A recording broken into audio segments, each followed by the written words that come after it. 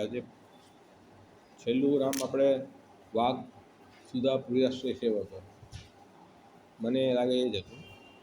આજે આપણે શ્રી ભાગવત પિયુષ સમુદ્ર મંથન સમા ત્યાંથી શરૂ કરીશું.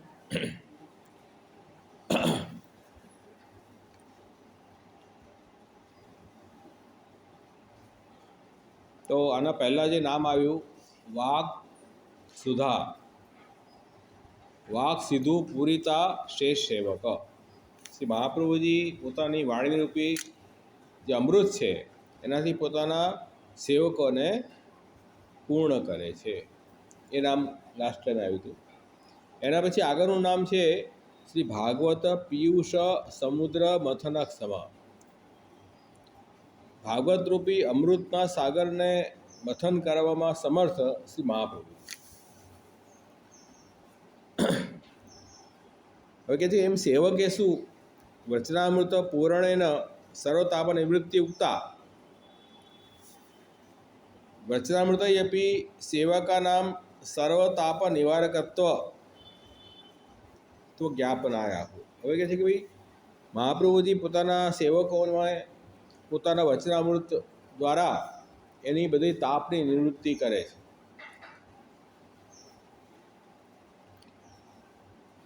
તો વચનામૃત દ્વારા પણ સેવકોમાં સર્વ તાપનું નિવારણ કેવી રીતે આ કરી રહ્યા છે એ આગળના નામમાં બતાવી રહ્યા છે. મહાપ્રભુજીના વચન પણ બધાને સુખ ઉપજાવનારા છે, તાપ દૂર કરવાવાળા છે. તો આપ કેવી રીતે સેવકોના તાપ દૂર કરે છે? તો કે ભાગવતનો જે અર્થ છે, ભાગવત પિયુષ સમુદ્ર મંથનક સમા.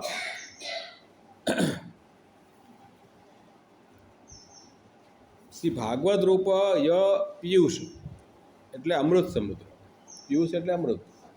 ભાગવતને અહીંયા સમુદ્ર કહ્યો છે. ભાગવતની તુલના સમુદ્ર સાથે કરી છે, અને સામાન્ય સમુદ્ર નહીં પણ અમૃતનો સાગર. ભાગવત પિયુષ સમુદ્ર. હવે સમુદ્ર સાથે કેમ સરખાવ્યું હશે શ્રીમદ ભાગવતને? તો કે એટલા માટે કે જેમ સમુદ્રની અંદર ઘણા બધા રત્નો હોય, સમુદ્રમાં બહુ ઊંડાણ હોય, કેટલાય રત્નો હોય છે. એવી રીતે ભાગવત પણ એક પ્રકારનું સાગર છે, એમાં અનેક રત્નો ભરેલા છે. હવે જેને સૂઝબૂઝ હોય તો એ ભાગવતમાંથી રત્ન શોધી શકે, બધા તો ના શોધી શકે. અને આ જે સાગર છે લોકમાં, એ તો સામાન્ય જલ પ્રવાહ છે. અહીંયા તો અમૃતનો સાગર છે. કેમ કે નિગમ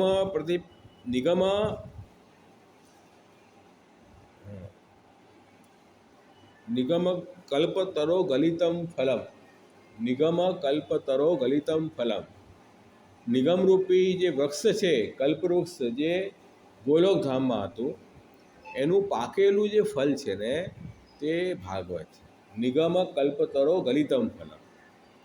અને સુખમુખાદ અમૃત દ્રવ સંયુતમ. સુખદેવજીના મુખારવિંદથી જ્યારે આ પાછું ભાગવત પ્રગટ થયું તો એ અમૃત દ્રવ સંયુતમ થઈ ગયું. ભક્તોના મુખથી જ્યારે ભગવદ લીલા પ્રગટ થાય તો એનું કંઈ આનંદ જ અલગ છે. મહાપ્રભુજીએ પણ જેમ નિરોધ લક્ષણમાં આજ્ઞા કરી કે બે પ્રકારના ગુણગાન હોય, એક તો લૌકિક અને એક અલૌકિક. તો અલૌકિકમાં અને લૌકિકમાં ફરક શું છે? તો એટલો ફરક છે કે મહતામ કૃપયા યદવત કીર્તનમ સુકદમ સદા ન તથા લૌકિકા નામ તું સ્નિગ્ધ ભોજન વૃક્ષ. સ્નિગ્ધ ભોજન અને વૃક્ષ ભોજનમાં જેટલો અંતર છે એટલો જ ભક્તો દ્વારા જે ભગવાનના કીર્તન થાય અને અભક્ત દ્વારા થાય એટલો ફરક પડે. અભક્ત તો ખેર નહીં, પણ હા, જે સંસાર વેચશે એવું કીર્તન કરશે, અને જે ભક્ત હશે તેમાં તો ડેફિનેટલી ફરક પડશે. એ તો પોષણ કરવાનું થશે. તો જ્યારે સુખદેવજીના મુખારવિંદથી પ્રગટ થયું ભાગવત, તો એ અમૃત દ્રવ સંયુક્તમ થઈ ગયું. એટલે પીબત ભાગવત રસમાલયમ મુહુરહો રસકા ભૂઈ ભાવકા. એટલે ભાગવત આ રસનો જે આલય છે એનું હે રસિકજન ભૂમિ પર તમે એનું વારંવાર પાન કરો. એમ ભાગવત આપણને કહે છે કે આનું તો પાન કરવા લાયક છે, કેવળ સાંભળવા લાયક નથી ભાગવત. કેમ કે આ તો ભક્તિનું સાગર છે ને. સુખદેવજીના મુખારવિંદથી જ્યારે ભાગવત પ્રગટ થાય તો ભક્તિશાસ્ત્ર અને પાછું ભક્તોના મુખથી પ્રગટ થાય તો એ અમૃતનો સાગર થઈ ગયો. એટલે શ્રી ભાગવત પિયુષ સમુદ્ર મથનક સમા. તો આવું જે અમૃતરૂપી સમુદ્ર છે એનું મથન કરવું એ તો બહુ મોટું કામ છે ને. ભાગવતનું મથન કરીને એમાંથી નવનીત કાઢવું એ તો બહુ ડિફિકલ્ટ કામ છે. તો તરત સારા ઉદ્ધારાર્થમ, એનો સાર શા માટે? ઉદ્ધાર માટે. ઉદ્ધારનો મતલબ શું? ભગવાનમાં આસક્ત થવું, એનું નામ ઉદ્ધાર છે. ભાઈ મારો ઉદ્ધાર થઈ ગયો. ભક્તિ માર્ગમાં ઉદ્ધારની ડેફિનેશન શું? કે ભગવાનમાં આસક્તિ દ્રઢ થઈ જાય, એનું નામ જ ઉદ્ધાર છે. તો ભાગવત જે છે એ કેવી રીતે ભક્તોનો ઉદ્ધારક થાય, ઠાકોરજીમાં પ્રેમ દ્રઢ કરાવે, એ તો મુખ્ય પ્રયોજન છે ભાગવતનું. કે ઠાકોરજીમાં દ્રઢ પ્રેમ કરાવે તો ઉદ્ધાર થાય. તો એ ક્યારે થાય? કે ભાગવત રૂપી જે સમુદ્ર છે એનો સાર એવો કાઢે કે જે ઉદ્ધાર કરવા લાયક. તો સાર કાઢતા બે આવડવું જોઈએ ને. લોકો ભાગવતમાંથી એવા વસ્તુઓ કાઢે છે કે જે ભાગવતનો સાર જ નથી, સેન્ટ્રલ મેસેજ નથી એનો. તો એમાં તો કેવળ મહાપ્રભુજી સમર્થ છે, બીજું કોઈ સમર્થ નથી. કેમ કે આપ તો વાકપતિ છો, વૈશ્વાનર છો, અને મહાપ્રભુજી સ્વયં આજ્ઞા કરે છે કે મને ઠાકોરજી આજ્ઞા કરી કે તમે ભૂતલમાં પ્રગટ થાઓ. વેદ વ્યાસજી મને પણ આજ્ઞા કરી. અને ભાગવતનો સાચો અર્થ તમારા સિવાય કોઈ કરવામાં સમર્થ નથી. તો એના માટે મહાપ્રભુજીના પ્રાગટ્યનું પણ એક મુખ્ય પ્રયોજન ભાગવતનો સાચો અર્થ લોકમાં પ્રગટ કરવો. એટલા માટે આપમાં જે સામર્થ્ય છે કે ભાગવત રૂપી અમૃતના સમુદ્રને આપ મથન કરી શકે, એ અહીંયા કહી રહ્યા છે. એટલે તેન સેવકા નામ ભાગવતાર્થ અજ્ઞાનજનિત તાપો અપી તદર્થ પ્રતિપાદક સુબોધિન્યાદિ રૂપ વચનામૃતય અપી નિવાર્યતે ઇતિ જ્ઞાપનાય. હવે ભાગવત પ્રગટ થઈ જાય પણ ભાગવતનો અર્થ સમજમાં ના આવે તો આપણને દુઃખ રહેવાનું જ ને. બી ઠાકોરજી પ્રગટ થયા, જીવનો ઉદ્ધાર કર્યો. ઠાકોરજી પછી ઠાકોરજી ભાગવત પ્રગટ કર્યો, જીવનો ઉદ્ધાર થાય. ભાગવત સમજમાં નહીં આવે તો ઉદ્ધાર કેવી રીતે થશે? ભેંસ આગળ ભાગવત થઈ ગયું, ફાયદો શું? એ તાપ હતું સેવકોને, એ દુઃખ હતું કે હવે ક્યારે મને ભગવદ્ વાણી સ્ફુરાયમાન થાય. એટલે મહાપ્રભુજીએ પછી ભાગવતનો અર્થ પ્રગટ કરવા માટે સુબોધિનીજી વગેરે વચનામૃત વગેરે દ્વારા એ તાપનું નિવારણ કર્યું. એટલે મહાપ્રભુજીએ ભાગવતનો 7 રીતે અર્થ કર્યો છે: શાસ્ત્રાર્થ, સ્કંદાર્થ, પ્રકરણાર્થ, અધ્યાયાર્થ, વાક્યાર્થ, પદાર્થ અને અક્ષરાર્થ. 7 રીતે અર્થ કર્યા.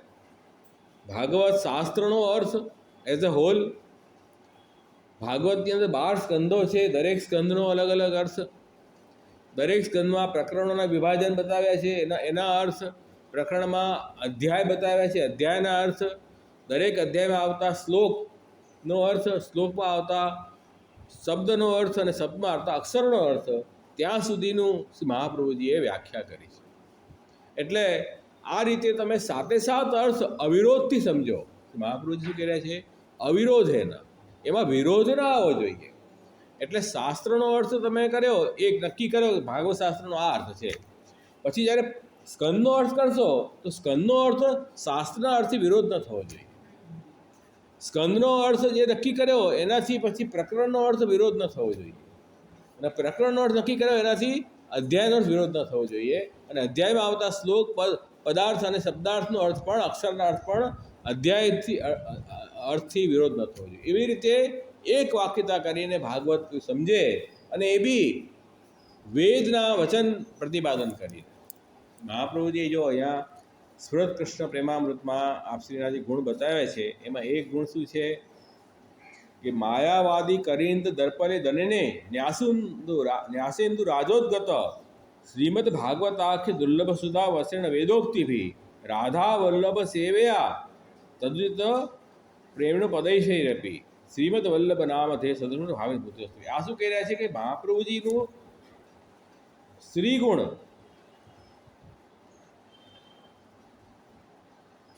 શું બતાવ્યું છે કે વેદ અને વેદથી ગીતાથી બ્રહ્મસૂત્ર અને બ્રહ્મસૂત્રથી ભાગવત, એવી રીતે ભાગવતનો અર્થ જે છે ને વેદના આધારે સમજાવો. એ મહાપ્રભુજીનો શોભા છે, એ જ્ઞાનની શોભા છે આપની. એ શ્રી આચાર્ય કરી શકે. તો આપણે સુબોધીજીમાં પણ દરેક જગ્યાએ વેદનું એક વાક્યતા કરીને ભાગવતની બતાવી છે. એનું નામ ભાગવત તત્વગીતા કહેવાય. ખાલી કથા કહી જવાથી તત્વગીતા નથી આવતું. ગુરુના લક્ષણમાં મહાપ્રભુજી શ્રી ભાગવત તત્વજ્ઞ કહ્યું છે, ભાગવત કથાકાર નથી કહ્યું. કથા તો કોઈ પણ બાયડ કરીને એને બોલી દે તો થઈ ગઈ, 7 દિવસ સત્તા પૂરી. ભાગવતનો સાર શું છે? તત્વ હાથમાં આવવું જોઈએ. તો જ્યાં સુધી તત્વ ન સમજાયો ત્યાં સુધી ભાગવત ઉદ્ધારક નહીં થાય. તો શ્રી આચાર્યચરણે ઘણો શ્રમ કર્યો આપણા જેવા જીવો માટે. ભાગવતાર્થ પ્રકરણમાં 4 અર્થ સમજાવ્યા: શાસ્ત્રાર્થ, સ્કંધાર્થ, પ્રકરણાર્થ અને અધ્યાયાર્થ.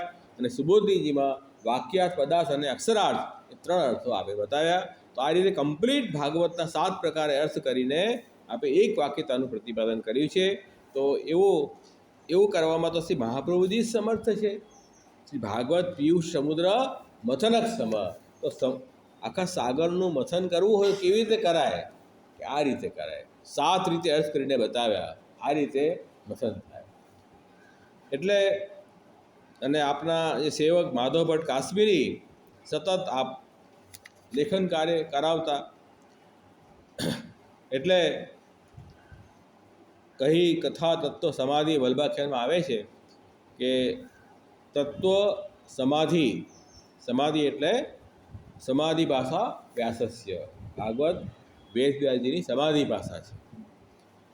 એટલે આપણે ભાગવતના જે વચન છે કોઈ મનુષ્યથી લખાયેલા વચન નથી, પણ જેમ વેદ વગેરે પણ શ્રુતિ સાંભળી, ઠાકોરજીના વાણીને સાંભળીને પછી જે પ્રગટ થયું એ વેદ છે. એટલે વેદ પણ અપૌરુષેય છે. એમ ભાગવત પણ સમાધિમાં દર્શન થયા એ છે, કોઈ મનુષ્યએ લખેલું નથી. સાક્ષાત ઠાકોરજી હૃદયમાં બિરાજીને અને વેદવ્યાસજીને સમાધિમાં એના દર્શન કરાવ્યા. એટલા માટે કહે છે કે ભાગવત જે છે તે સમાધિ ભાષા છે. બધા પુરાણ સમાધિ ભાષા નથી. એમ તો 18 પુરાણમાં ભાગવત 18મો પુરાણ છેલ્લી રચના ભાગવતની થઈ, પણ બીજા બધા પુરાણ સમાધિ ભાષા નથી. ભાગવત સમાધિ ભાષા છે. એની વિશેષતા છે. એ શ્રુતિની જેમ પ્રમાણ છે, વેદની જેમ. એટલા માટે શ્રી મહાપ્રભુજીએ પ્રમાણ ચતુષ્ટયમાં ભાગવતને ચોથો પ્રમાણ તરીકે મુખ્ય ગણ્યો છે. અને એના આધારે આપશ્રીએ પુષ્ટિ માર્ગની સ્થાપના કરી છે. તો પુષ્ટિ માર્ગની સ્થાપનામાં આ બધા મોટા મોટા પાયાઓ નાખેલા છે અંદર. એમ જ નથી પુષ્ટિ માર્ગ આવી ગયો. તો એ જ અહીંયા બતાવી રહ્યા છે કે શ્રી આચાર્યચરણે એ ભાગવતનો એવો સુંદર અર્થ નિબંધ અને સુબોધજીમાં પ્રગટ કરીને, અને જે એમના સેવકોને જે તાપ હતો કે ભાગવતનું જ્ઞાન નથી થતું, એ તાપ પણ આપે દૂર કરી દીધો.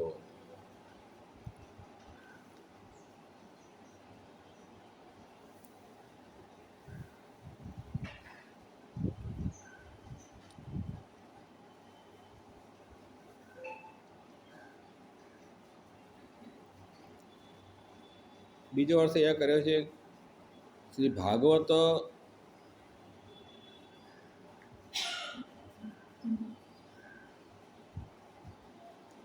ભાગવતમ એવો પિયુષ સમુદ્ર તસ્ય ઉન્મથને વિચારણે સમર્થ.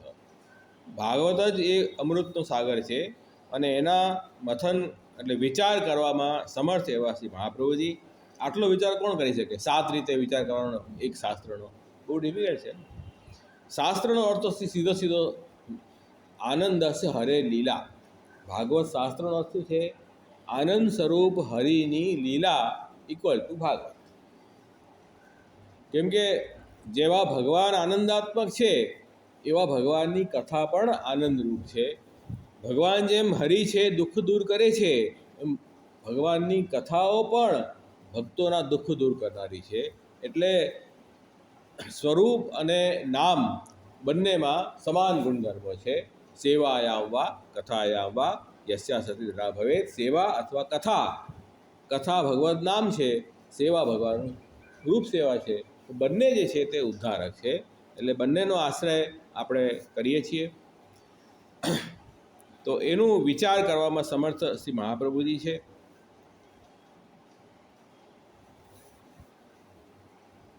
ચાચા ગોપેશ્વરજી આગળ કરી રહ્યા છે કે ક્ષમા શબ્દ જે છે ને એનાથી મહત સામર્થ્ય ધોતી તમે.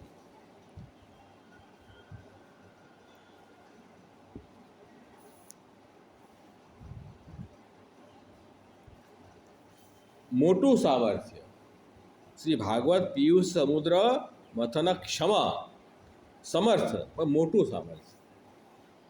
મોટું એટલે કેવું તો કે પૂર્વંતુ દેવાસુરૈ મિલિત્વા સર્વૈએવ તત્રાપી મહતા કષ્ટેન મથનમ કૃતમ. પહેલાં દેવ અને આસુર બંને મળ્યા અને એમણે બધાએ મળીને અને સમુદ્ર મંથન કર્યું. બહુ મોટું કાર્ય હાથમાં લીધું, આખું સમુદ્રનું મંથન કરવું. એમાં બી ઠાકુરજી કેટલી સહાયતા કરી ત્યારે સમુદ્ર મંથન થઈ શક્યું, બાકી તો ન થાત ને. કુર્મા અવતાર, અજીત અવતાર ભગવાનના થયા ત્યારે તો એ જે મેરુ પર્વતને વચ્ચે રાખીને અને મંથન શરૂ કર્યું અને બહુ ધીરજ રાખીને દેવતાઓને ખૂબ સમજાવ્યા હતા ભગવાને, ભાઈ ઝઘડો નહીં કરતા, શાંતિથી જે બી અસુરો કે સાંભળી લેજો અને આ કાર્ય માટે રાજી કરી લો. તમે બંને મળીને સમુદ્ર મંથન કરશો તો તમારું કાર્ય થશે, નહીં તો નહીં થાય. જો તમે તમારો ગુસ્સો ત્યાં વ્યક્ત કરશો તો કામ બગડશે.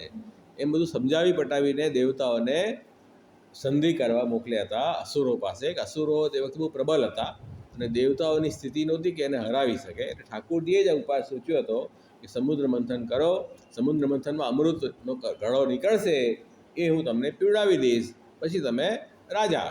એમ તો કે આ અમૃત મંથન, અમૃતનો ઘડો પણ નીકળ્યો, પણ એ તો ભાગી ગયા હતા રાક્ષસો લઈને. ઠાકોરજીની કૃપાથી એ સમુદ્ર એટલે અમૃત એમને પ્રાપ્ત થયું દેવતાઓને, એવી પ્રાપ્ત થવાનું નહોતું. તો ભગવાનની સહાયતાથી થઈ શકે એટલે આ બહુ મોટું કાર્ય છે.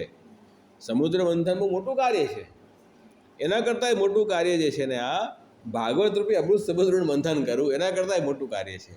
એટલે મહતા કષ્ટેના મથનનું કૃતમ, બહુ કષ્ટથી આ મથન થયું હતું સમુદ્ર મંથન. અધુના આચાર્ય એક સ્વરૂપેણ એવ કૃતમ ઇતિ મહદ અલૌકિક સામર્થ્ય સૂચિત. હમણાં તો મહાપ્રભુજીએ એક જ પોતાના સ્વરૂપથી આખું સમુદ્ર મંથન કર્યું ભાગવત રૂપી અમૃતનું. કોઈ હતું થોડી. એટલે આ તો મહાન અલૌકિક સામર્થ્ય મહાપ્રભુજીનું છે, બાકી કોઈની તાકાત નથી આ કાર્ય કરી શકે. એવમ સતી યથા મથને બિંદવ ઉચ્છલંતી તથા એતન મથને કાનિચિત બિંદુ રૂપાણી વચનામૃતાની ઉચ્છલિતાની. હવે જ્યારે મંથન કરીએ આપણે મથન, ત્યારે બધા એ જલમાંથી બધા તરંગો ઉછળે. એવી રીતે અહીંયા પણ જ્યારે મહાપ્રભુજીએ ભાગવત રૂપી અમૃત સમુદ્રનું મંથન કર્યું ત્યારે અમુક બિંદુઓ ઉછળ્યા જે વચનામૃત રૂપથી પ્રગટ થયા. જેમ શ્રી આચાર્ય ચરણે આ પ્રમાણ ચતુષ્ટય ગ્રંથોનું મથન કરીને અને આપણને ષોડશ ગ્રંથ, તત્વાદિક, નિબંધ, સુબોધનીજી વગેરે ગ્રંથો આપણને આપ્યા કે નહીં. તો એ કે જે બી વર્તામત જેને જે જીવને પ્રાપ્ત થયા જેનો અધિકાર પ્રમાણે એ એક જ બિંદુરૂપી વચનામૃતથી બધા જ સેવકો પરિપૂર્ણ થઈ ગયા છે. જેનો જેવો અધિકાર, કોઈને એક બિંદુ મળ્યું, કોઈને એક કટોરી મળી, કોઈને એક ચમચી મળી, એનાથી પરિપૂર્ણ થઈ ગયા. એવું મહાપ્રભુજીના એ અમૃતરૂપી વચનામૃત છે. એ વચન અમૃત છે. વચનને શું કહી રહ્યા છે? અમૃત. વચન અમૃત ક્યારે બને? કે જ્યારે એ વાણીથી જીવને નિર્ભયતા આવે, જીવનો ભગવદાશ્રય ભક્તિ દ્રઢ થાય, એને વચનામૃત કહેવાય. નહીં તો ખાલી વચન જ કહેવાય. અમૃત કેમ? અમૃત એટલે જે મૃત્યુથી આપણને દૂર કરે એ અમૃત કહેવાય. તો મહાપ્રભુજીની વાણી એવી છે કે જે આપણને અમૃત સમાન વાણી છે કે એ વાણીના શ્રવણ કીર્તન સ્મરણથી જીવને ભક્તિ દ્રઢ થાય છે અને આ જ જન્મમાં એનો ઉદ્ધાર થઈ શકે છે. એટલા માટે મહાપ્રભુજીની વાણી એ દિવ્ય વાણી છે, એને વચનામૃત કહ્યા છે, ફલરૂપ વાણી છે. તો એ વચનામૃતથી બધા સેવકો પરિપૂર્ણ થયા એમ અહીંયા કહી રહ્યા છે. એટલે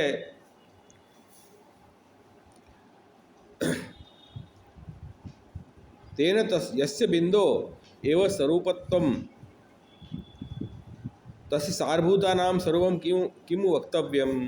એટલે એ જ કહી રહ્યા છે કે જ્યાં એક બિંદુ પણ એવું હોય કે જેનાથી પરિપૂર્ણતા આવે તો આખો સાર કાઢીને જો આપણને આપે મહાપ્રભુજી, એમાં તો શું કહેવાનું છે, એનો ઉદ્ધાર થઈ જવાનો ભક્તોનો.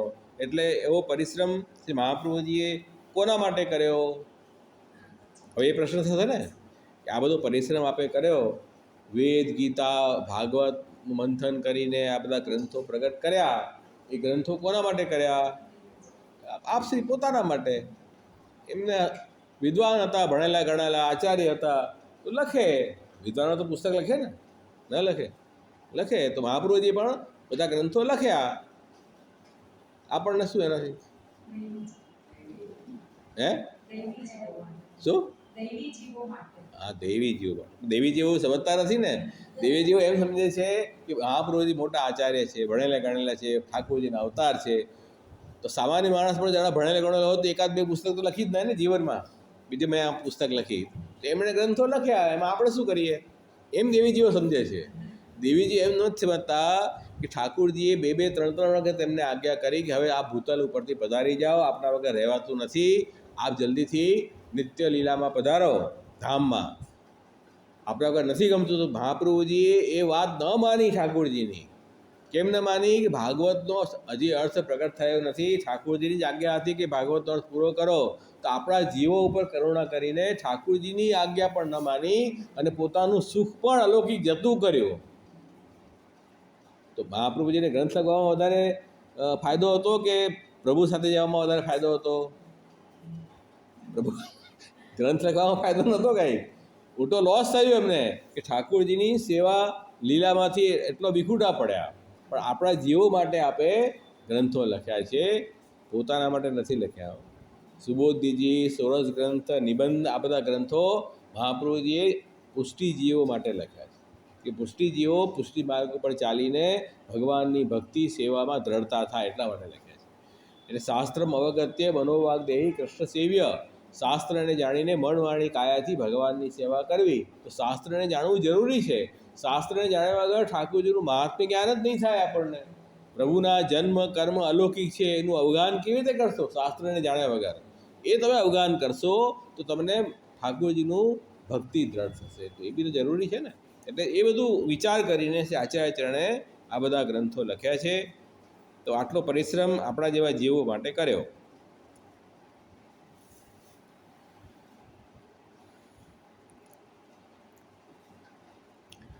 હરે મહાપ્રભુજી આગળ કરી રહ્યા છે કે શ્રી ભાગવત રૂપય પિયુષ સમુદ્ર તસ્ય મથને વિચારે ક્ષમ. અહીંયા મથનનો મતલબ વિચાર, ટીકાકારે કર્યો છે. વિચાર કરવામાં જે સમર્થ છે, ભાગવત રૂપી અમૃતના સાગરનો વિચાર કરવામાં જે સમર્થ છે. ક્ષમત્વ ઉક્ત્યા અન્યેષામ અસામર્થ્ય જ્ઞાપનેન સમુદ્રસ્ય ભત્વ જ્ઞાપિતમ. એટલે મહાપ્રભુજી સિવાય બીજા આચાર્યોમાં એ સામર્થ્ય નથી એ વસ્તુ બતાવવા માટે અહીંયા સમુદ્રનું કહીને એને મોટી સંખ્યા આપી છે. શ્રી ભાગવત રૂપ સમુદ્ર, ભાગવત પિયુષ સમુદ્ર. તો ભાગવત રૂપ એટલે ભગવત ભાવ. અહીંયા હરિરામ બાપુજી આગળ કરી કે ભાગવત રૂપનો મતલબ શું? કે ભગવાનમાં જે પ્રેમ છે, ભાવ છે ભક્તોનો, એ ભાવ સ્વરૂપ જ ભાગવત, બીજું ભાગવત કંઈ છે જ નહીં. એવું સમુદ્ર એ સ્વામીની નામ અધરાદિ રસરૂપ તસ્ય મથને વિચારણે ક્ષમ સમર્થિતિ ભાવ. સ્વામિનીજી વ્રજગોપિકાઓ એમના અધરમાં જે રસરૂપ જે છે ભાવ ઠાકોરજી માટેનો, એના શબ્દાત્મક જે ભગવદ્ લીલા છે એનું વિચાર કરવામાં સમર્થ કેવળ શ્રી મહાપ્રભુજી છે. એટલે જેમ ગોપી ગીત, વેણુ ગીત, ભ્રમર ગીત, યુગલ ગીત, આ બધા સ્વામિનીજીના અધરમાંથી પ્રગટ થયું ને ઠાકોરજીના ગુણગાન. તો અધરાદિ રસ કહેવાય. ઠાકોરજીના ગુણગાન પ્રગટ થયા આ બધા પંચગીતમાં. તો એ એક પ્રકારનું ભાવરૂપી સમુદ્ર છે અમૃતનું, જે વ્રજગોપિકાઓના મુખારવિંદથી જે પ્રગટ થયું છે એને મથન વિચાર કરવામાં સમર્થ છે મહાપ્રભુ. ગોપીજનનો શું ભાવ છે આપણે શું સમજીએ? તો શ્રી મહાપ્રભુજી આપણને સમજાવ્યું, ત્યારે સમજાવ્યું. એટલે એમાં સમર્થ બીજો કોઈ આચાર્ય નથી.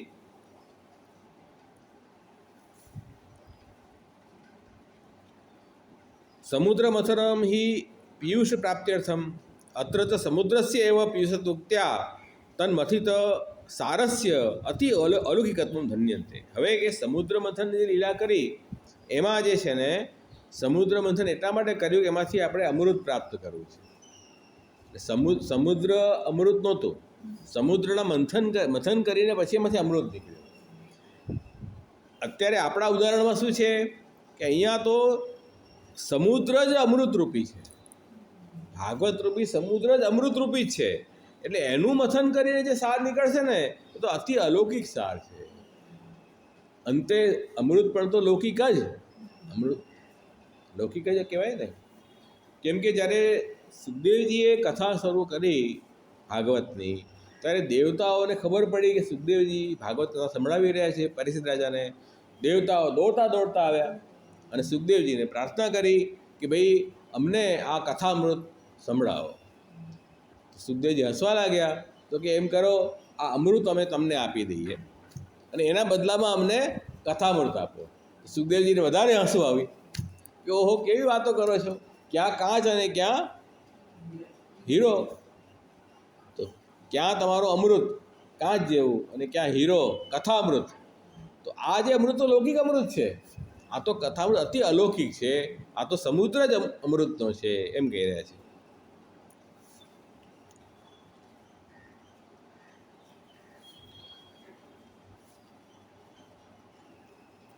આગળ એક ટીકાકાર આગે કહે છે, યથા પિયુષમ સર્વોત્તમ રસ તથા શ્રી ભાગવત પિયુષ સમુદ્ર તદ અપેક્ષા અપી ઉત્તમ રસ તસ્ય મથને અયમેવ ક્ષમા અન્ય. એટલે જેવી રીતે અમૃત સર્વોત્તમ રસ છે, બધા રસોમાં અમૃત જે છે ને સર્વોત્તમ છે, તેવી રીતે ભાગવત રૂપી જે અમૃતનો સમુદ્ર છે એ એની તુલનામાં પણ ઉત્તમ રસ છે. એટલે આ અમૃત કરતાં પણ ઉત્તમ રસ છે, એમ કહી રહ્યા છે. અને એના મથનમાં, એ ભાગવત રૂપી અમૃતના સાગરને મથન કરવામાં શ્રી મહાપ્રભુજી જ જે છે તે સમર્થ છે, બીજો કોઈ નહીં. કેવી રીતે કે યથા રસ ન વિરસતામ આપદ્યેત તત્સાર ચ ઉત્પદ્યેત. કેમ કે રસ જે છે ને, રસમાંથી આપણે સાર કાઢવો હોય ને, તો એને વિરસ થવાથી વાર ન લાગે, વિરસ જલ્દી થઈ જાય. પણ વિરસતા પણ ન આવે અને સાર પણ હાથમાં આવે, એ તો બહુ કારીગરીનું કામ છે. એ કારીગરીનું કામ છે. જેમાં બધા ફૂલોના સેન્ટ કાઢીને બધું બનાવે છે ને, તો એમાં વિરસતા પણ ના આવે અને સાર પણ આવી જાય હાથમાં. એ એસેન્સ કાઢવાનું પણ કારીગરીનું કામ છે, બધાને ના આવડે એવું, એ તો ઉલટું બગાડી દે એ વસ્તુ. એવી રીતે આ ભાગવત રૂપી જે રસ છે એનું મથન એવી રીતે કરે કે એમાં વિરસતા પણ ના આવે અને સારભૂત હાથમાં આવે, એ કેવળ શ્રી મહાપ્રભુજી કરી શકે. અન્યથા રસો સ્વાભાવ્યાત તામ આપદ્યેત. રસનો સ્વભાવ જ એવો છે કે વધારે છેડછાડ કરીએ ને તો બગડી જાય, એ કરતા આવડવું જોઈએ. એટલે કે છે કે સમુદ્રત્વેન અગાધત્વમ રત્નાકરત્વ ઉત્તમ. સમુદ્ર જેમ અગાધ છે, રત્નોનો સમૂહ છે, એવી રીતે ભાગવતના પણ પ્રતિપદ, દરેક પદમાં રત્નો ભરેલા છે. અત્ર તત્પ્રતિપદાની એવ રત્નાની. દરેક પદ ભાગવતના રત્ન સ્વરૂપ છે.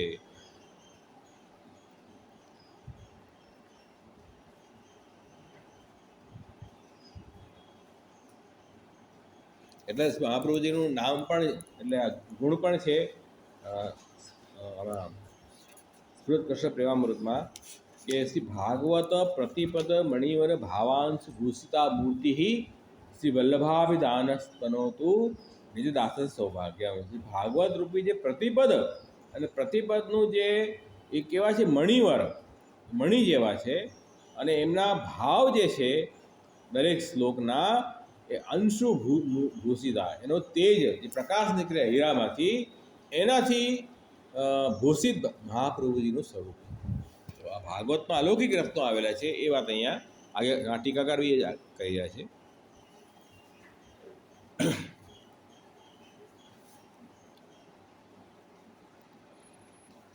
આ બધા ટીકાકારોના એવા અર્થો અહીંયા કર્યા. એટલે શ્રી આચાર્યચરણે આપણને ભાગવત અમૃતનું સાગર એટલા માટે છે કે ભગવાનની લીલા છે. તો ભગવાન જેમ આનંદરૂપ છે તે ભગવાનની લીલા પણ આનંદાત્મક છે. એટલે એ લીલાને પણ અહીંયા અમૃત કહ્યું છે. જેમ ભગવાનની પ્રાપ્તિ થાય તો આપણને અભયતાની પ્રાપ્તિ થઈ જાય કે નહીં, અમૃત મળે કે નહીં, એવી રીતે ભગવદ લીલા અગર જીવ ધારણ કરે તો એને પણ અમૃત અને અભયતાની પ્રાપ્તિ થાય. તસ્માત ભારત સર્વાત્મા ભગવાન હરિશ્વર શ્રોતવ્ય કીર્તિતવ્ય સ્મૃતસ્ય ઈચ્છતા અભયમ. જેની અભયતાની ઈચ્છા હોય એને નિરંતર ભગવાન સર્વાત્મા હરિ ઈશ્વર એવા ભગવાનના શ્રવણ કીર્તન સ્મરણ લીલાનું કરવું જોઈએ. બીજું કાંઈ નહીં સર, આ તો કરી શકો. આનાથી પણ આપણા બધા દોષ પાપ દૂર થઈ જાય છે ભગવાન લીલાના શ્રવણ માત્રથી. એવું લીલાનું એટલા માટે એને અમૃત સમાન કહ્યું છે. ભાગવતને અમૃત અહીંયા એટલા માટે કહ્યું છે.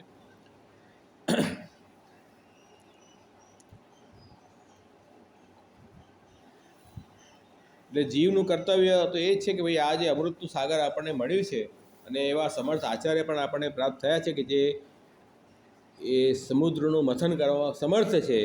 શા માટે આપણે સુબોધનીજી અને મહાપ્રભુજીની વાણીનું નિત્ય સત્સંગ ન કરવું? શા માટે ન કરવું? કારણ શું ન કરવાનું?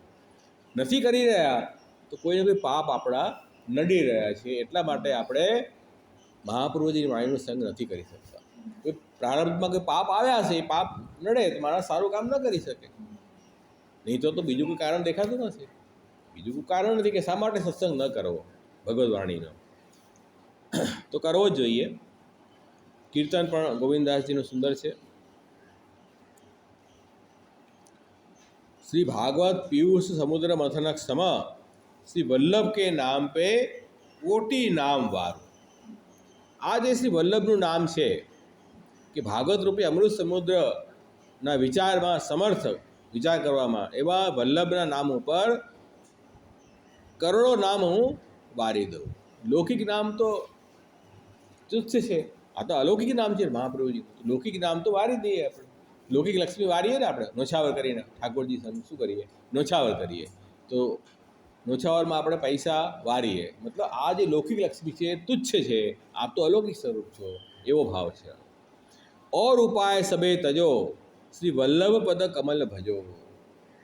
બધા ઉપાય છોડીને અને મહાપ્રભુજીના ચરણ કમલનું ભજન કરો, એ સૌથી મહત્ત્વનું કામ છે. કેમ કે હવે આ કલિયુગની અંદર પુષ્ટિજીવોનું જે ઉદ્ધાર છે ને તે શ્રી વલ્લભ દ્વારા જ થશે. વલ્લભ દ્વારા વરણ છે. અવતાર કાળમાં લીલા સૃષ્ટિમાં શ્રુતિરૂપા અને ઋષિરૂપા ગોપિકાઓનું વરણ ઠાકોરજીએ કર્યું. પણ હવે અનવતાર કાળમાં આ કલયુગમાં જે જીવોનો ઉદ્ધાર થયો નહોતો, પુષ્ટિજીવોનો, એનો ઉદ્ધાર કેવળ શ્રી વલ્લભ દ્વારા જ થશે. એટલે સૌથી પહેલો ઉપાય તો એ છે કે ઓર ઉપાય સબે તજો શ્રી વલ્લભ પદ કમલ ભજો. એ સૌથી પહેલો રસ્તો. એટલા માટે હરિરાય મહાપ્રભુજી બી આજ્ઞા કરી કે ભાઈ મહાપ્રભુજીનો આશ્રય નથી લીધો અને સુબોધજીના દર્શન નથી કર્યા અને ઠાકોરજીની સેવા નથી કરી, એનું જન્મ જે છે ને ભૂતલ ઉપર વૃથા છે. જન્મ લઈને કોઈ ફાયદો થયો નથી, ઉલટા ભારરૂપ થયા. તમારી માને પણ ભારરૂપ થયા અને આ પૃથ્વી માને પણ ભારરૂપ થયા. આ ત્રણ વસ્તુ જીવનમાં ન હોય એ જીવન તમારું વ્યર્થ છે. જીવનની સાર્થકતા ક્યારે? કે મહાપ્રભુજીનો આશ્રય. સૌથી પહેલાં મહાપ્રભુજીનો આશ્રય. મહાપ્રભુજીનો આશ્રય હશે તો ઠાકોરજી સેવા સ્વીકારશે. મહાપ્રભુજીનો આશ્રય હશે તો શ્રી ભાગવત રૂપી વાણી આપણને સ્ફુરાયમાન થશે.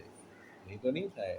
આપણા હોશિયારીથી, આપણી ચતુરાઈથી આપણે મહાપ્રભુજીને બાજુ પર રાખીને કૃષ્ણ ભક્તિ કરશું તો નહીં થઈ શકે.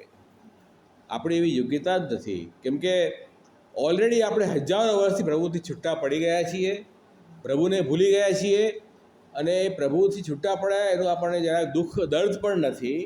ઉલટું અસમયિત ભોગ કરી રહ્યા છીએ. જે ઠાકોરજીની વસ્તુ છે એમાં આપણે પોતાનો હક બતાવી રહ્યા છીએ. તો આ તો ઉલટું આપણે અપકાર કર્યો છે પ્રભુ.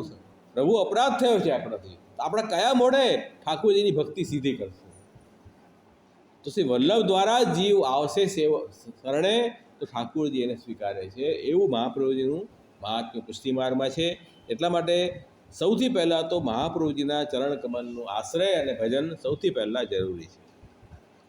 શુભગ મૂર્તિ મમ હૃદય મેં આની નિમિષ ન બિસારું.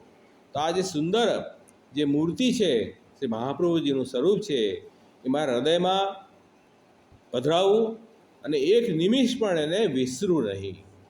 આટલા જન્મ તો ભૂલી ગયા, વિસરી ગયા, હવે તો કમસે કમ ન વિસરીએ એટલો સંકલ્પ તો કરીએ કે હવે તો યાદ રાખીએ આપણે, તો ન વિસારું.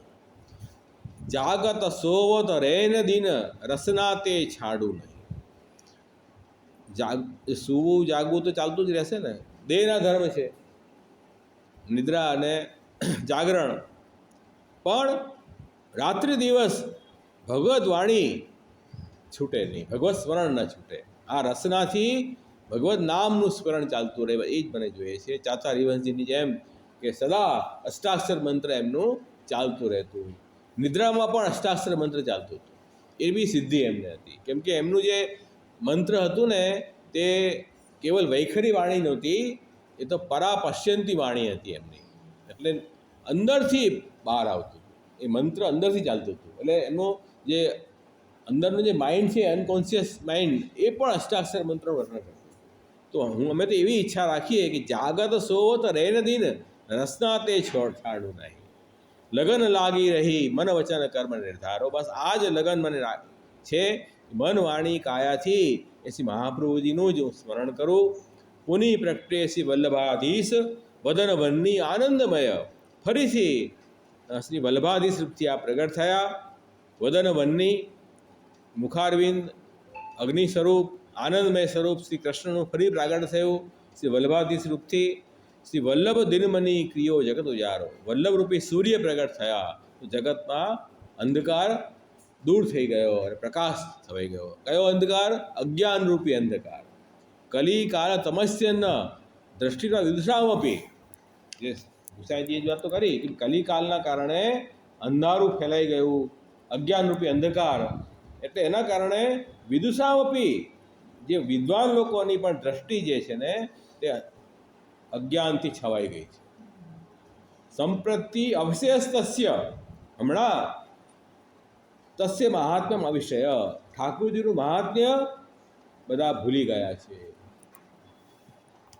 બધું બીજું યાદ છે, પ્રભુનું સ્વરૂપ જ યાદ નથી. એવી સ્થિતિ કલિકાલની થઈ ગઈ છે. એમાં તો હવે આ શ્રી વલ્લભ દિનમણી કયો જગત ઉજારો. વલ્લભરૂપી દિનમણી આ જગતમાં પ્રગટ થયા અને પ્રકાશિત થયા. કયો અંધકાર દૂર કર્યો? કે માયાવાદ તિમિર ગયો, શ્રુતિપથ પ્રગટ્યો પ્રગટ ભયો. માયાવાદ રૂપી જે અંધકાર હતો, અજ્ઞાન હતું, એને દૂર કર્યો.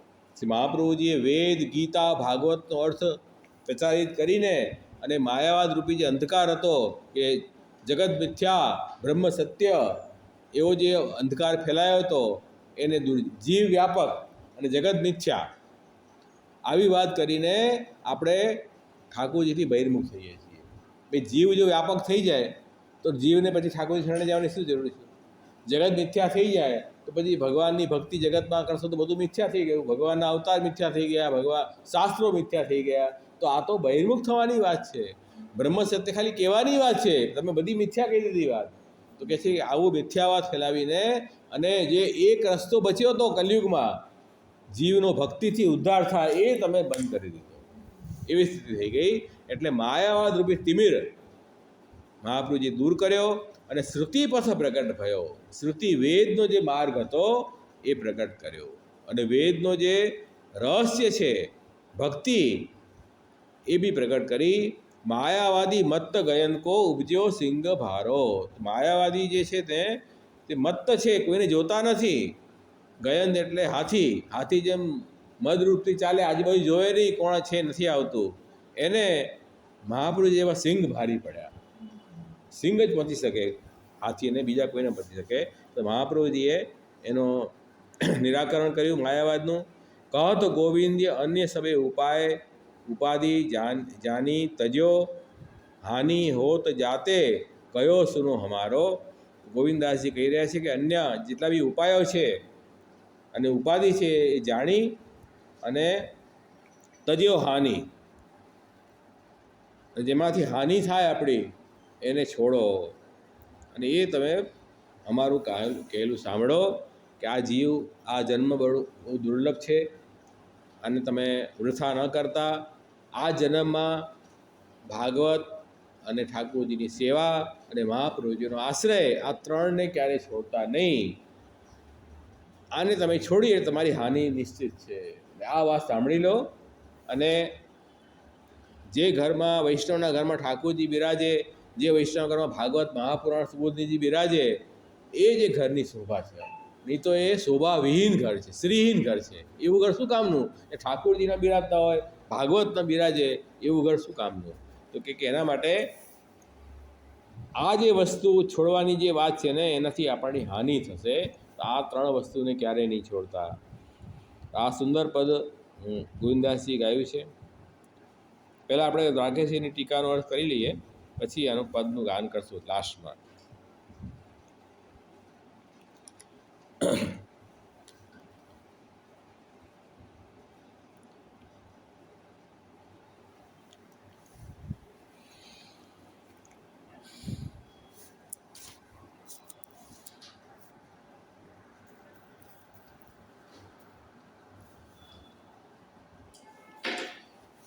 દ્વારકેશી એમની ટીકામાં આ નામનો અર્થ બતાવતા આ અધ્યાય સાથે સંગતિ જોડે છે 44મા અધ્યાય સાથે.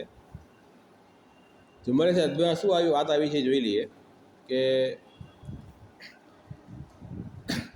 કંસે એવી સૂચના મૂકી હતી કે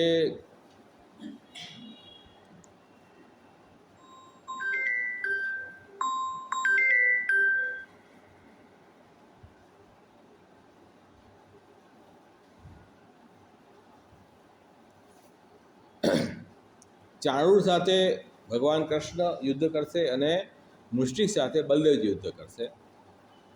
એટલે પછી યુદ્ધ શરૂ થયું યોજના પ્રમાણે.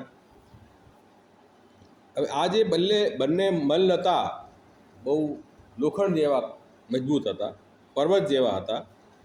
અને એમાં આ ભગવાન કૃષ્ણ અને બલદેવજી બહુ કોમળ સુકુમાર હતા, કિશોર વયના હતા. તો એ બંને વચ્ચે યુદ્ધમાં બધા સભાજનો જે બેઠા હતા ને એ લોકો કહ્યું કે આ અધર્મ છે. આટલા નાના બે બાળકો અને આવા પર્વત જેવા મુષ્ટિંદા પહેલવાનો, આ બંનેની સ્પર્ધા ગોઠવવી જ અન્યાય છે, બરાબર નથી.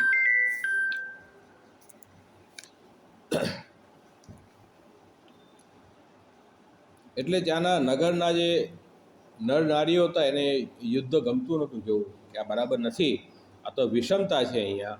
એટલે પરસ્પર વધે સ્ત્રીઓ વાતો કરતા કે આ તો અધર્મ છે, અધર્મ થતો હોય ત્યાં આપણે ઊભા ન રહેવું જોઈએ, અને અગર બેસવું હોય તો સત્ય કહેવું જોઈએ. એવી રીતે વાત કરી રહ્યા હતા. અને પછી કે જો ઠાકોરજીનું મુખારવિંદ જુઓ પરસેવાથી છવાઈ ગયું છે, અને બલરામજીનું મુખારવિંદ પર કેવું ક્રોધથી લાલ લાલ થઈ ગયું છે, કેટલો શ્રમ પડતો હશે બંને બાળકોને, એમ વિચાર કરી રહ્યા છે. આવું બધું આપણે જોવાનું. એના કરતાં તો વ્રજની સ્ત્રીઓ બહુ સૌભાગ્યશાળી હતી કે એમને તો ધન્ય છે વ્રજની ગોપિકાઓને, કે જેમના ઉપર ભગવાનની કેટલી કૃપા હતી કે એમને એવું દુર્લભ ઠાકોરજીનું સંગ મળ્યો. જે લક્ષ્મીજીને પણ દુર્લભ છે એવો સંગ જે છે વ્રજગોપિકાઓને મળ્યો. અને ભગવદ્ લીલામાં આવા એકતાન થઈ જતા વ્રજગોપિકાઓ કે ઠાકોરજીના સ્વરૂપને જોઈને કૃષ્ણમાં એમનું ચિત્ત પ્રવણ થઈ જતું. અને મહાન પુણ્યશાળી છે ગોપીજનો, અને એ એટલા તન્મય થઈ જતા કે એમને બીજી કોઈ વસ્તુનું ભાન જ નહોતું રહેતું. આપણે બધા અલ્પ પુણ્યવાળા છીએ, આપણને એવું સૌભાગ્ય ક્યાં મળ્યું? આપણને આ જો કૃષ્ણના દર્શન થયા બી આવી રીતે થયા પહેલી વાર. તો આ સભાને ધિક્કાર છે. જ્યાં ભગવાનનું આવું અપમાન થાય એવી સભાને અમે ધિક્કાર કરીએ છીએ. વ્રજભૂમિ ધન્ય છે કે જ્યાં ઠાકોરજીએ વિવિધ રસાત્મક લીલાઓ કરી. એમ સ્ત્રીઓ બોલી રહી હતી. અને સ્ત્રીઓની વિવલતા જોઈને ભગવાનને પણ થયું કે આ બિચારી બહુ દુઃખી થઈ રહી છે સ્ત્રીઓ, એટલે હવે મારે શત્રુને પાઠ ભણાવવો જોઈએ. ઠાકોરજી રમત કરતા હતા.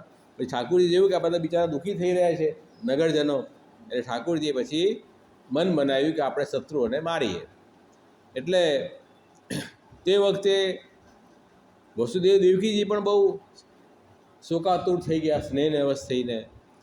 પણ એમને હજી પોતાના પુત્રનો મહિમાનું જ્ઞાન પૂરેપૂરું હતું નહીં, એટલે બિચારા દુઃખી હતા એ પણ.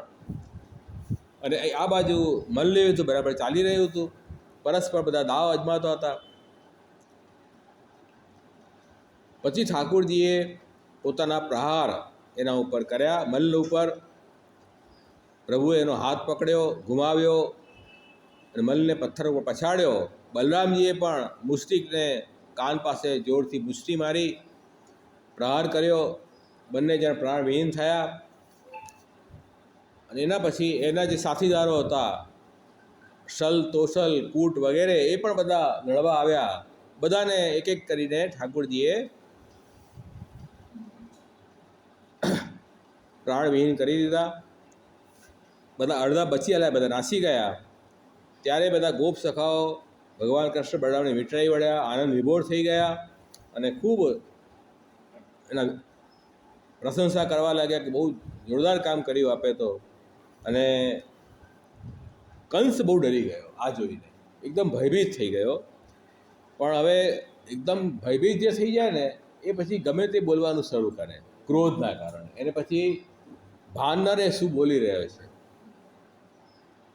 એટલે પછી એણે કીધું કે આ વસુદેવના દુરાચારી છોકરાઓ છે એ નગરમાંથી કાઢી મૂકો, અને એના બધા ગોવાળ જે છે એના ધન બધું લઈ લો એની પાસેથી. નંદરાજીને પણ કેદ કરો, વસુદેવજીને મારી નાખો, પિતા ઉગ્રસેનને મારી નાખો. એટલે શું કહેવાય પેલું, કાંઈ પણ બોલવાનું ચાલુ કરે. એને કંઈ સમજ ન પડી શું કરવું, એટલે કાંઈ પણ બોલવાનું શરૂ કર્યું. આમ કંસ બોલી રહ્યો હતો, એટલામાં ભગવાન કૃષ્ણ ઝડપથી ત્યાં પધાર્યા, સિંહાસન પર ચડી ગયા અને કંસને પકડ્યો, એના કેસથી પકડીને, અને ઠાકોરજી એને ખેંચીને મંચ પરથી નીચે લાવ્યા અને ભગવાને એનો વધ કર્યો. હવે આમાં બીજું એક પુરાણમાં એમ આવે છે કે ઠાકોરજીએ કંસને માર્યો ત્યારે યમુનાજી સુધી ખેંચીને લાવ્યા અને પછી ત્યાં વિશ્રામ કર્યો. એટલે વિશ્રામ ઘાટ નામ એ પ્રસિદ્ધ છે. એ પુરાણોમાં એવી કથા પણ આવે છે. જ્યારે કંસનો વધ થયો ત્યારે દેવોએ ધુંધુભી વગાડી, અપ્સરાઓએ નાચ કર્યા, પુષ્પોની વૃષ્ટિ થઈ, અપ્સરાઓ નૃત્ય કરવા લાગી, દેવોએ જય જયકાર કર્યો. આ રીતે કંસનો વધ થયો. અને કંસની પત્ની અસ્તિ અને બે પત્ની હતી, એને ઠાકોરજીએ એના પિયર મોકલી આશ્વાસન આપીને માતા પિતાને બંધનથી મુક્ત કર્યા. ભગવાને એમને દંડવત પ્રણામ કર્યા, માતા પિતાને વંદન કર્યા. પણ વસુદેવજી દેવકીજી ઠાકોરજીને ઈશ્વર માનવા લાગ્યા હતા, એટલે એમને ભેટી શક્યા નહીં. મર્યાદા આવી ગઈ. આ મર્યાદા, જ્યારે ઈશ્વરનો ભાવ જાગૃત થઈ જાય ને પછી મર્યાદા આવી જાય. એટલે પછી ઠાકોરજીને ભેટી ન શક્યા, માત્ર હાથ જોડ્યા.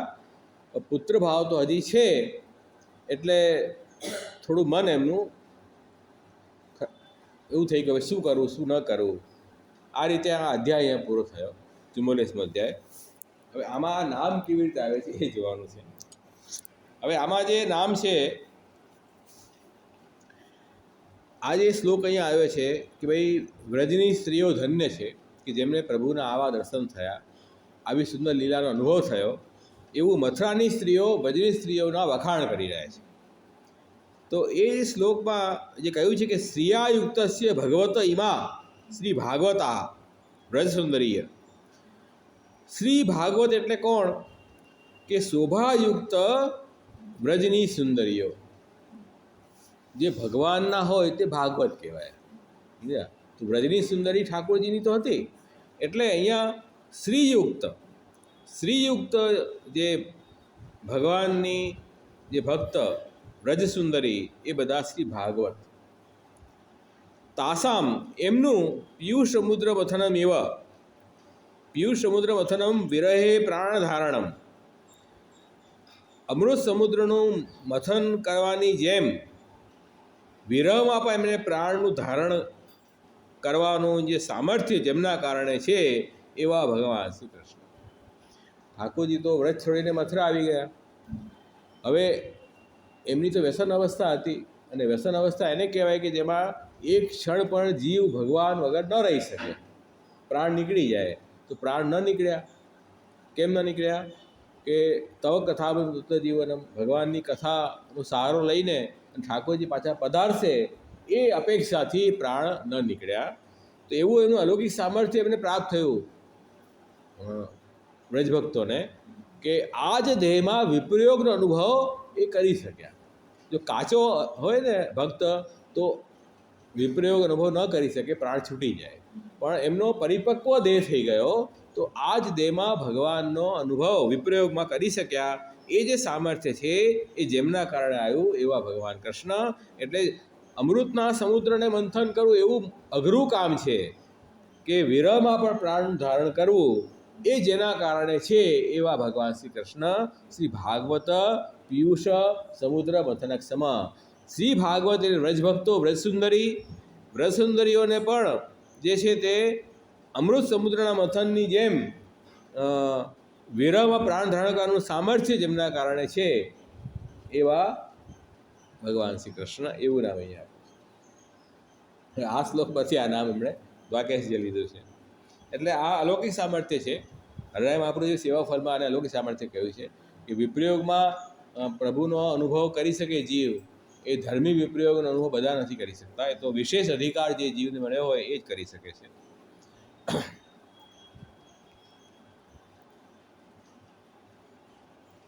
એટલે એ વ્રજગોપિકાઓ બધું કાર્ય કરતાં પણ ઠાકોરજીમાં એમનું ચિત્ત જે છે સદા પ્રવણ રહેતું હતું અને ભગવત અનુભવ કરતા હતા. એવી એમની સ્થિતિ બતાવી છે આ અધ્યાયમાં. પછી બીજો અર્થ કરી રહ્યા છે શ્રી ભાગવતા એટલે વાસુદેવા, વાસુદેવાદય. વાસુદેવજી વગેરે જે ભક્તો છે એ પણ ભાગવત, એને પણ ભાગવત કહેવાય. શ્રી ભાગવત તત્સંબંધી પિયુષાર્થમ મથનમ સમુદ્ર મથનમ એવ મહત્કર્મ કંસમારણમ તસ્મિન ક્ષમ સમર્થ તદુક્તમ.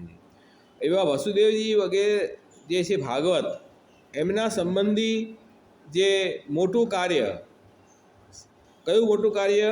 કે અમૃતના સમુદ્રનું મથન કરવું એવું જે મોટું કાર્ય એ કેવું હતું? કંસનું વધ કરવું. એ પણ એવું મોટું કાર્ય છે. અમૃતના સમુદ્રનું મથન કરવું જેવું મોટું કાર્ય છે ને, એ કંસનું વધ કરવું એ મોટું કાર્ય છે. ભગવાન સિવાય કોઈ ન કરી શકત. તો કે એ કાર્યમાં જે સમર્થ છે એવા ભગવાન શ્રી કૃષ્ણ. અહીંયા કંસનો વધ પણ ઠાકોરજી કર્યો ને, એટલે આ નામ ત્યાંથી લીધું છે. તો આમાં ઠાકોરજીનું વીર્ય ગુણ અહીંયા પ્રગટ થયું. કંસ મારણમ,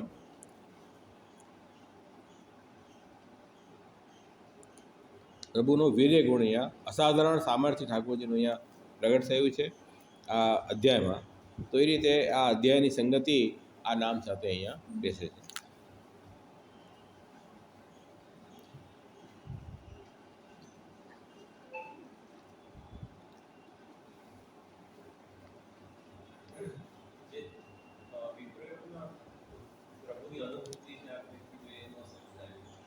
અંતર અનુભવ થાય ને, સંયોગમાં બાહ્ય સ્વરૂપનું પ્રાગટ્ય હોય અને વિપ્રયોગમાં અંતર અનુભવ થાય. ઠાકોરજી ભક્તના હૃદયમાં બિરાજે છે અને અનુભવ કરાવે છે. ઠાકોરજી અંતર્ધાન થયા ને રાસમાં, તે વખતે ઠાકોરજી ક્યાં પધારી ગયા એવો પ્રશ્ન ઊભો થયો. તો કે ક્યાંય પધાર્યા ક્યાં નહોતા, ગોપીજીના હૃદયમાં જ બિરાજતા.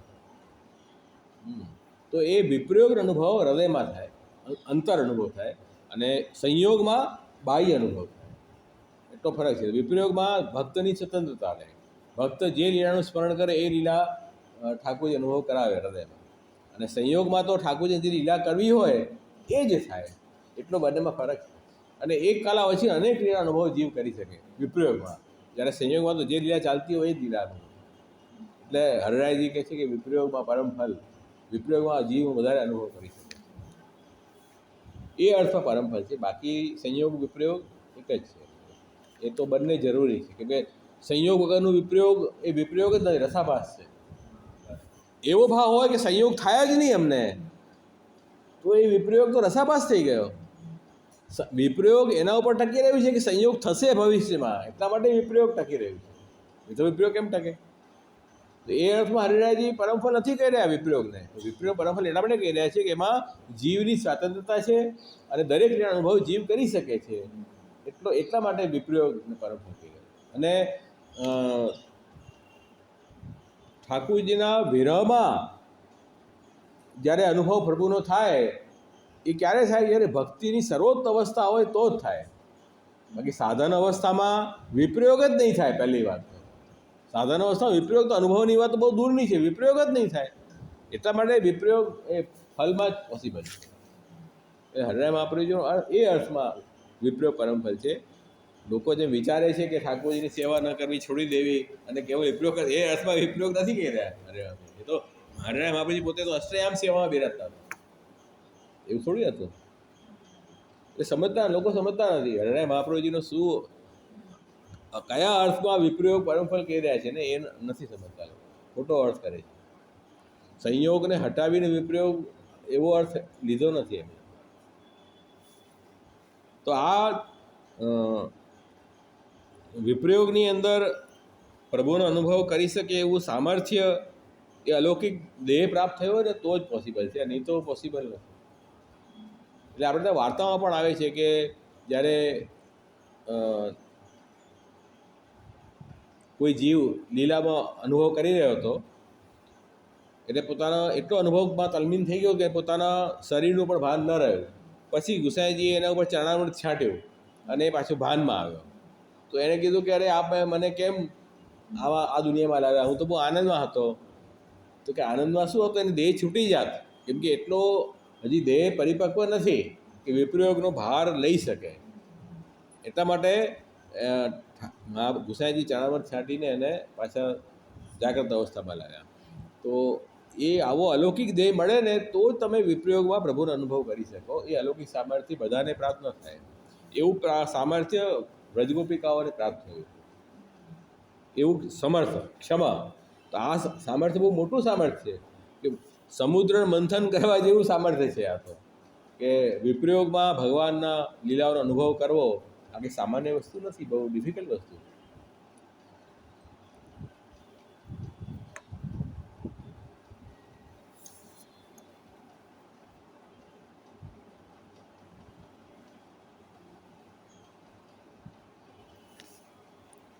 બીજું નામ તો લેવાશે નહીં હવે આજનું. અહીંયા રાખીએ. કીર્તન ગાન કરવું હોય તો કરી લઈએ.